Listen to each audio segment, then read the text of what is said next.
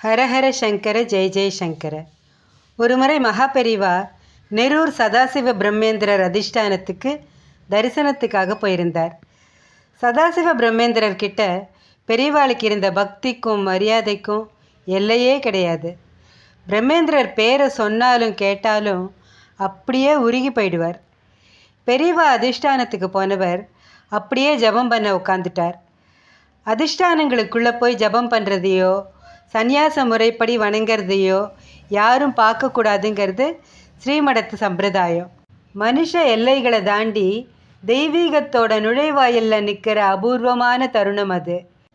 அதனால் அங்கே இருக்கக்கூடாதுன்னு அதிஷ்டான அன்பர்களும் பெரியவாளுக்கு கைங்கரியம் பண்ணுற தொண்டர்களும் கொஞ்சம் தள்ளி போய் நின்றுண்டா.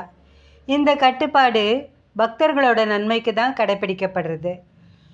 100 வாட்ஸ் வெளிச்சத்தை பார்த்து பழகின கண்ணுக்கு 1,00,000 வாட்ஸ் மின்வொலியை தாங்க முடியாது. அதனால தான் இந்த சம்பிரதாயத்தை கொண்டு வந்தா.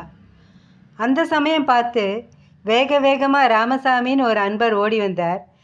பெரியவாளை உடனே தரிசனம் பண்ணணும், பிரசாதம் வாங்கிட்டு உடனே புறப்படணும்னு தொண்டர்கள்கிட்ட சொன்னார்.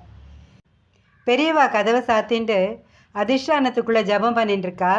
இப்போ யாரும் அவளை தரிசிக்க முடியாது.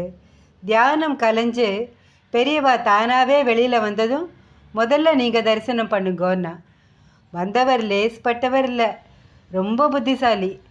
தொண்டர்களோட பேச்சு அப்படியே கேட்குற மாதிரி பாவனை பண்ணிவிட்டு தொண்டர்கள் கொஞ்சம் ஏமாந்த நேரம் பார்த்து அதிஷ்டானத்து கதவுகளை திறந்துட்டு உள்ளே போயிட்டார்.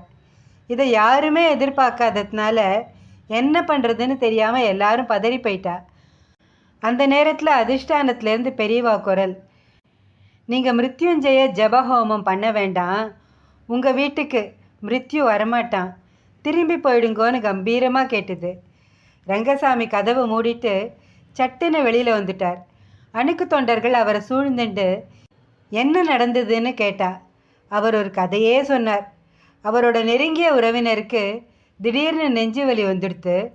டாக்டர்கள் 48 மணி நேரம் போனாதான் எதுவுமே சொல்ல முடியும்னு சொல்லிட்டா. ஜோசியர் உடனே மிருத்யுஞ்சய ஹோமம் பண்ணுங்கோன்னார். உடனே போய் பெரியவா கிட்ட சொல்லி பிரசாதம் வாங்கிட்டு வந்தால் நல்லதுன்னு ஒருத்தர் சொன்னார்.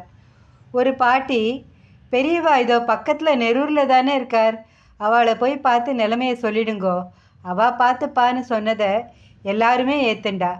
அதுக்காக தான் ராமசாமி அவ்வளவு அவசரப்பட்டிருக்கார். அவரோட அதிர்ஷ்டம் தெய்வமே அவருக்கு அருள்வாக்கு சொல்லிடுத்து. ராமசாமி வீட்டுக்குள்ளே நுழைஞ்சப்போ அந்த நோயாளி உறவினர் படுக்கையில் எழுந்து உக்காந்துட்டு இருந்தார்.